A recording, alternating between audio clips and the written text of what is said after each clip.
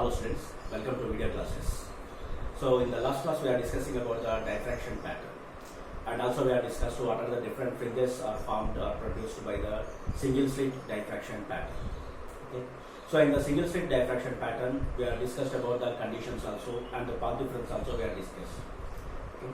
So when I go to refer to the single slit diffraction pattern, in the single slit diffraction pattern, the central bright fringe will be called as a central maximum. Okay, first one, central maximum will going to be formed. After that, we are going to get the first minimum. Minimum is nothing but you are going to have the dark fringe, first minimum. After that, you are going to have the first secondary maximum. Okay, so briefly I am just going to explain here. We are going to take the slit here. This is the slit. Okay, we are taking, this is a single slit you are taking. This is A and this is B. And small a represents the width of the slit. Small a represents the width of the slit. And here we are going to have a screen at this place. And you are going to have a source will be at the longer distance. Okay, the source is at the longer distance. What happened? A plane wavefront is going to be incident on the slit, and each and every point will be act as a individual source of light. Okay, every point will be act as a individual source of light. Then what happened? The fringes are going to be produced. First, the fringe is going to be produced straight. The slit will be there, whatever it will be. The slit is going to take place. Okay, this is the central fringe. Okay, this is called the central fringe is going to be produced, and it is called the central maximum.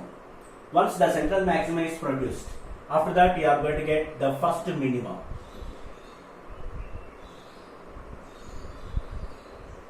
Okay, first you are going to get the first minimum, and next you are going to get the first secondary maximum. Okay, you are going to get the first secondary maximum. And after that again you are going to get the second minimum. Okay, you are going to get the second minimum.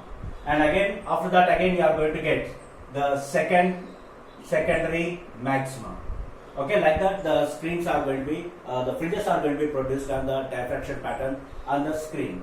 First the central maximum, after that first minimum, after that first secondary maximum, after that second minimum, and the second secondary maximum.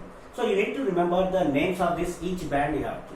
Okay, so the dark bands can be represented by minimas, and the bright bands will be represented by secondary maximum. Okay, secondary maximum.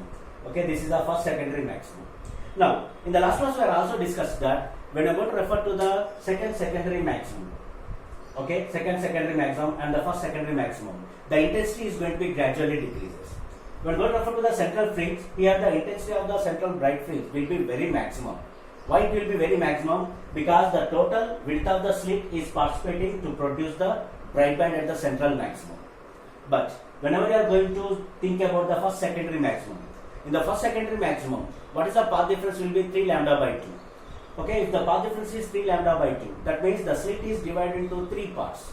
Then out of 3 parts, the 2 parts are producing the dark band, only 1/3 of the slit is participating the bright band. So that's why the first secondary maximum intensity is less than the central fringe will be takes place. After that we are going to discuss about the second secondary maximum. In the second secondary maximum, what happens? The path difference will be 5 lambda by 2. If it is a 5 lambda by 2, then what happens? The slit width of the slit will be divided into 5 parts. Out of 5 parts, first 4 parts are going to be produced as the dark band, but 1/5 part of the slit is going to be produced the bright band. That means here only 1/5 of the slit participating to produce the bright band. That's why here the intensity will be definitely less than the first secondary maximum. In this way, what happened in the diffraction pattern, the intensity of the bright band gradually decreases while it is moving away from the central maximum. So hardly you are going to get 3 or 4 bands in the diffraction pattern. After that you can't able to see the fringes itself. Okay, this is a very important point you have to remember.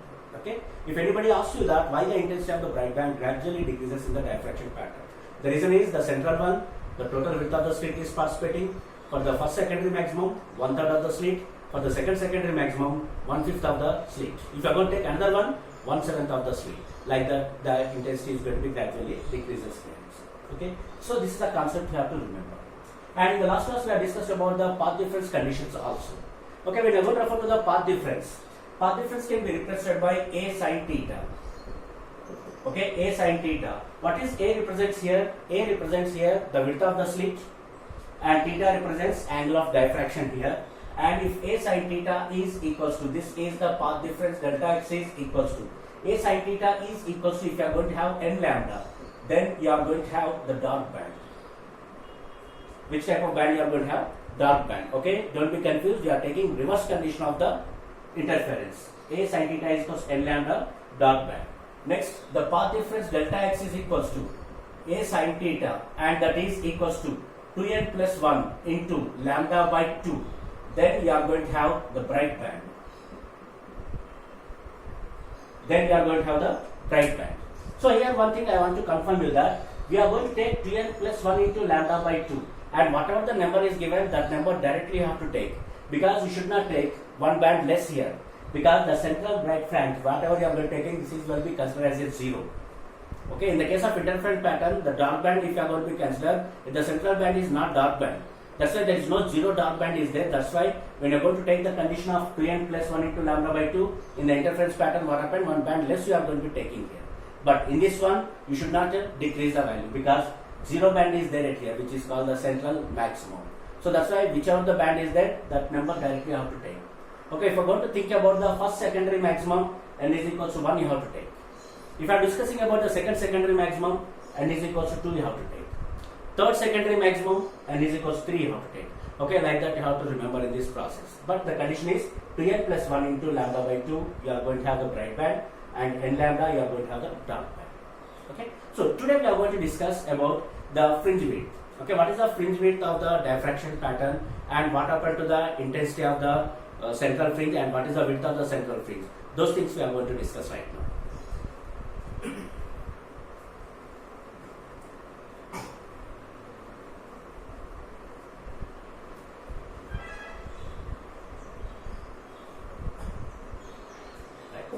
So to find out the interference pattern, diffraction pattern, to find out the fringe width, we are going to follow the same process as like in the interference. Okay, just refer to the diagram here. Again, we are going to take the same diagram at this place. So this is the slit I am going to be taking. Okay, this is the slit. This is A and this is B, and the width of the slit can be represented by small a. And here are going to have the sources, which is called the plane wavefront. What it will be called as a plane wavefront is going to be produced, and here you are going to have the screen. Okay, at this point you are going to have the screen. Let us say that this is the central point. Okay, this is the central point of the screen. Okay, central point of the screen, and the light coming from the first source is going to reach here. The second point is also going to reach here.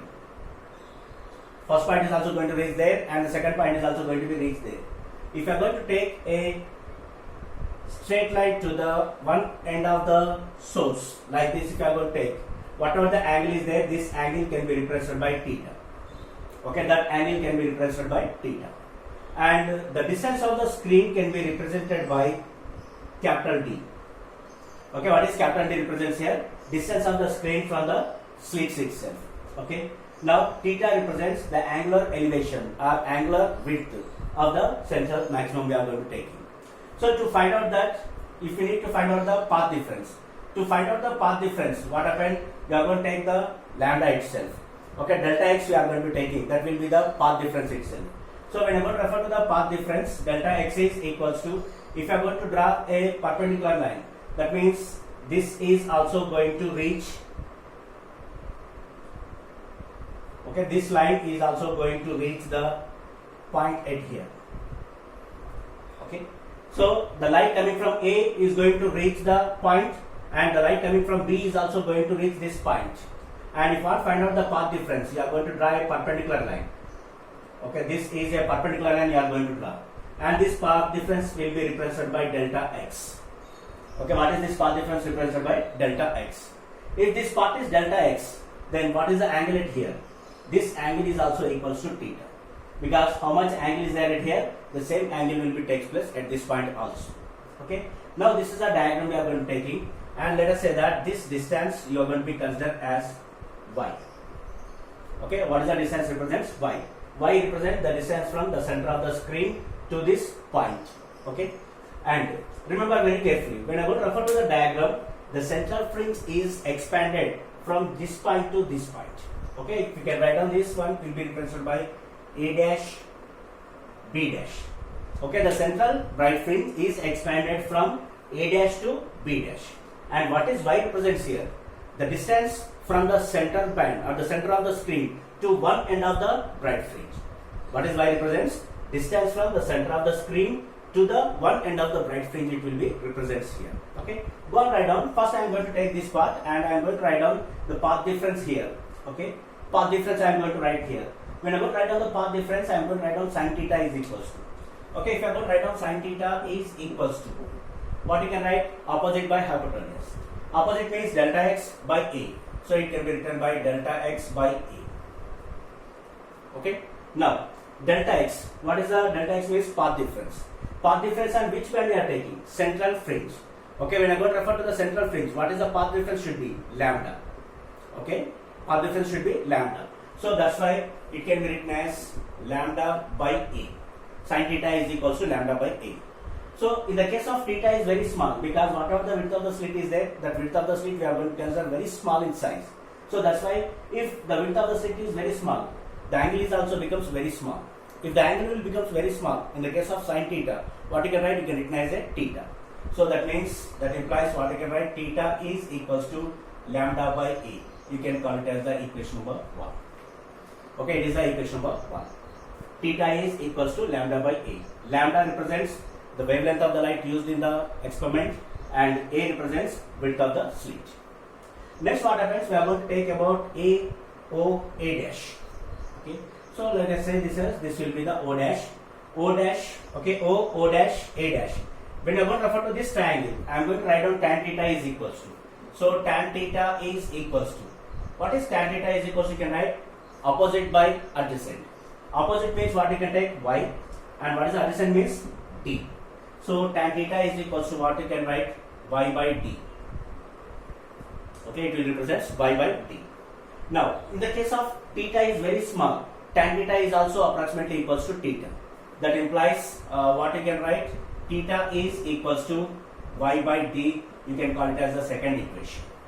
Okay, why you are writing like this? Because theta is very small, you are going to be concerned. Now, when I go to refer to the first and second, okay, first and second you are going to be considered. When the first and second you are going to consider, both are representing theta only. Okay, that's why what you are going to do? You are going to equate the equations. When I am going to equate the equations, what you can write? Y by capital D is equals to lambda by A. That implies Y is equals to, we are writing Y is equals to, D is going to numerator, lambda into capital D by A. This is the formula to find out the fringe width. Okay, in the diffraction pattern, if one find out the fringe width, then the formula you are going to use is Y is equals to lambda into capital D by A, as like same as like in the interference pattern. What is the difference here? In the interference pattern, we are taking the two slits, and the distance between the two slits you are going to be considering. That will be represented by small d. But here, we are taking complete width of the slit, and that can be represented by A. That is only the difference, and the formula will be remain same. Okay, Y is equals to lambda into capital D by small d. That means if one find out the width of the first minima, okay, width of the first minima, same formula. Width of the first secondary maximum, same formula. Width of the second minima, same formula. Width of the second secondary maximum, same formula. That means what happens here? The width of the fringes will be remain same. But refer to the diagram and tell me, is the central fringe width will be same? Okay, refer to the diagram. What I told you, what is Y represents here? Y represents the distance between the point O to one end of the central fringe. That means half of the part only we are taking. Below again what happens? This is also belongs to central maximum only, from O to B dash. That one we are not considered. So what happens here? What is the distance from O to A dash? The same distance will be there from O to B dash also. That means the central fringe is going to be occupied from this point to this point. So this total thing will be called as a central bright fringe. Now if one find out the central bright fringe, then what happens to the formula? It is 2 times to the normal fringe width. Okay, 2 times to the other fringes itself. If the other bright band and the dark bands are going to have Y is equals to lambda into capital D by A, then what is the width of the central fringe? The width of the central fringe is, you have to multiply with 2, because it is 2 times. Central fringe Upside it is the central maximum, downside is also it is central maximum up to P dash. So that's why the width of the central fringe, okay, the width of the central fringe y is equals to, okay, width of the central fringe y is equals to lambda into capital D by A.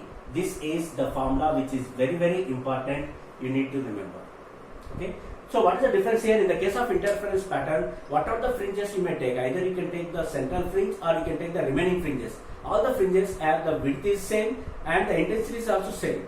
If the bright band is intensity is high, another bright band also is going to have the same intensity will be takes place.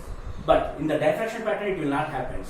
When you go to think about the widths, the central fringe will be 2 times and the remaining fringes will be same width will be takes place. And what about the intensity? Central fringe is going to have the maximum intensity and the next two bright bands are going to be having the decreased intensity will be takes place. So this is the formula to find out the width of the central maximum. Okay, width of the central maximum. Okay, width of the central maximum. And this is the width of the normal fringes itself. The width of the other fringes other than central fringe you are going to be considered itself. Okay. Now, next one more thing we are going to discuss, that is what is the angular width of the central maximum. Okay, what is the angular width of the central maximum? If you want to find out the angular width of the central maximum, what you have to find out? Theta. Okay, what you have to find out? Theta. Theta is equals to what you can take? You are going to take y by d, or you are going to take in the terms of lambda. Okay, when you are going to refer to the lambda, theta is equals to lambda by a. This is the formula we are going to use. Okay, so the width of the angular width of the central maximum. The angular width of the central maximum, theta is equals to lambda by a is only half of the central fringe. And if I find out the total fringe, angular fringe, then what I will take? Theta upside and theta downside. Theta plus theta, 2 theta will be there. That means you are going to multiply with 2. Then it becomes 2 into lambda by, you are going to have a. This is the formula to find out the angular width of the central maximum. So these two formulas you need to remember, which are very important to solve the problems. Okay. First one represents, this is the general fringe width formula. This is the fringe width of the central maximum, angular fringe width of the central maximum. These are the concepts you need to remember.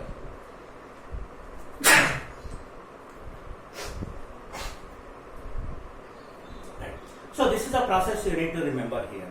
Okay, process is very simple and very clear, that you are going to follow the same steps as like in the interference pattern. Okay, remember these formulas.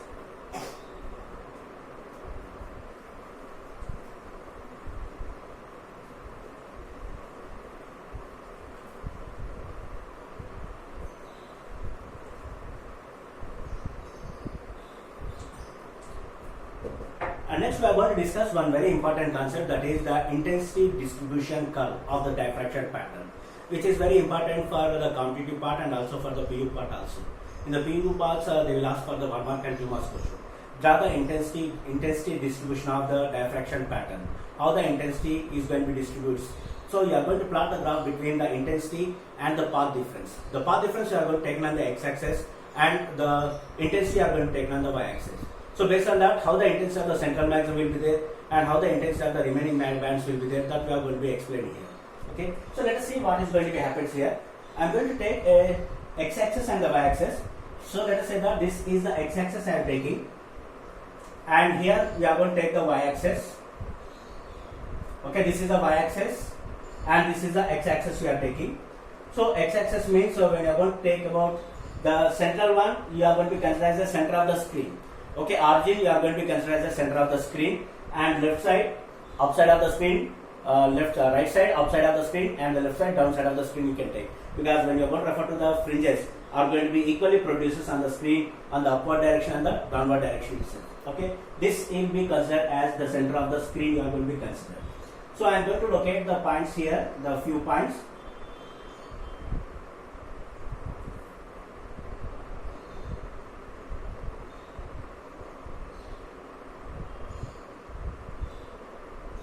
So these are the points I am going to be locating here.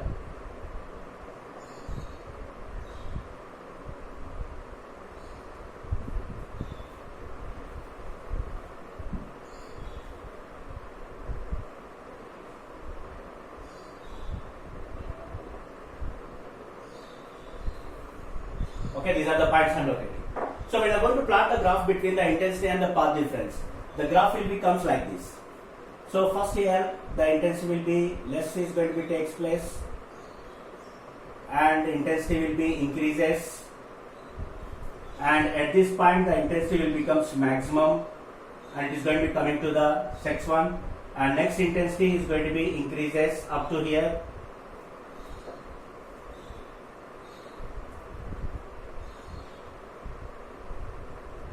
Okay, up to here, and the next intensity will be decreases and come here like this. So this is the intensity distribution of the diffraction pattern, which is very important for competitive part and for the PU part also. Okay, what are the things is going to be explained here? We are going to refer to these graphs. So this will represent the central maximum. Okay, what is the intensity of the central maximum will be very maximum. Okay, central will be very maximum. Next one, this is called the first secondary maximum. Intensity is less than the central fringe. And what about this one? Second secondary maximum. Next, what is this one? First minimum. This one, second minimum. Like that, this graph will clearly explain that how the intensity gradually decreases when the fringe width is going to be increases, and at the same time how the minimas are going to be produced. So based on this, we can find out the path differences also. How can you find out the path differences? Because when you are going to refer to, this is the central point, and at this point what you are going to have? You are going to have the minima, means what is the path difference will be here? Lambda.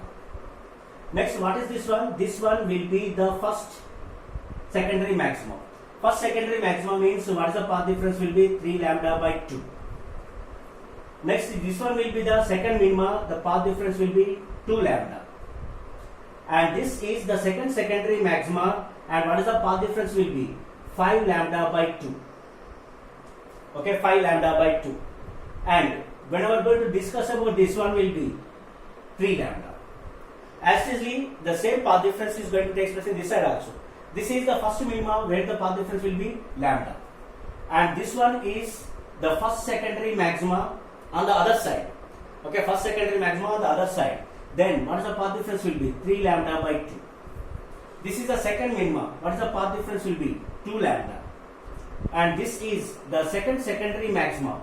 Second secondary maxima. What is the path difference will be 5 lambda by 2, and this is the third minima. The path difference will be 3 lambda. So like that, the path difference is going to be increases. And how the path difference is increasing here? Path difference is increasing lambda by 2. Every time we are going to just add lambda by 2. Lambda plus lambda by 2, 3 lambda by 2. 3 lambda by 2 plus lambda by 2, 2 lambda. 2 lambda plus lambda by 2, 5 lambda by 2. That means what happens for every band, how much path difference excess are going to be takes place? Lambda by 2 path difference is going to be excess takes place. And this is the intensity distribution curve for diffraction pattern. And this graph is also clearly explained that the central fringe is 2 times to the normal fringe. The remaining fringes has the equal space. Okay, the remaining fringes are having the equal space. But when I'm going to refer to the central fringe, is going to have 2 times of the normal fringes are going to be takes place. That's why in the case of diffraction pattern, the central maximum is 2 times to the normal other fringes. Okay, this is a very important point you have to remember. And try to remember this intensity or distribution curve, including these path differences. You need to mention these path differences also. Okay, so that's all for today. See you in the next class with another concept. Okay, thank you.